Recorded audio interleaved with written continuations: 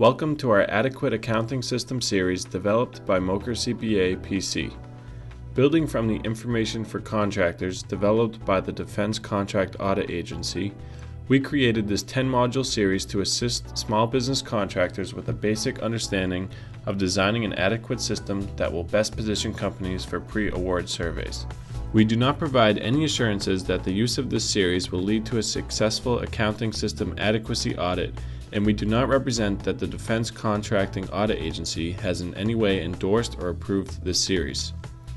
Our comments are based on our firm's experience with accounting system reviews by government agencies. If you have any questions, please do not hesitate to contact us at info@mochercpapc.com. This series consists of 10 modules outlining the specifics of an adequate accounting system. Please note that this series is based on the information for contractors as provided by the Defense Contract Audit Agency. Other agencies may have requirements that differ from this series. Please contact us accordingly. Module 1 will outline the proper segregation of direct costs from indirect costs and is driven primarily through your accounting system's chart of accounts and internal transactional coding. Module 2 is Identification and Accumulation of Direct Costs by contract, which is supported by an adequate job cost system within your accounting system and is a subsidiary level to your direct costs. Module 3 is a logical and consistent method for the allocation of indirect costs to intermediate costs and final cost objectives and is driven by your accounting system's chart of accounts. Module 4 is an accumulation of costs under general ledger control, and this is maintained as a standard function within your accounting system. Module 5 is a timekeeping system that identifies employees' labor by intermediate and final cost objectives and is normally external from your accounting software, but may be maintained using a third-party software for a more manual process.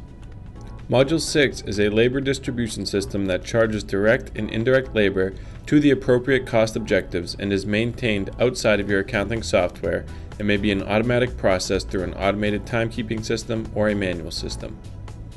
Module 7, Interim, at least monthly, is depreciation of costs charged to a contract through routine posting to books of account and is driven by the job cost feature within your accounting system. Module 8 is the exclusion from costs charged to government contracts of amounts that are not allowable pursuant to the FAR 31.2, contract cost principles and procedures, or other contract provisions is driven by your chart of accounts or secondary coding level within your accounting system. Module 9 is identification of costs by contract line item and units if required by proposed contract is maintained by your job cost and or timekeeping systems. Finally, Module 10 is the segregation of production costs versus pre-production costs and is maintained within your accounting system and applies when you are a producing manufacturer. The bottom line is that your accounting system, with timekeeping and labor distribution support, are critical.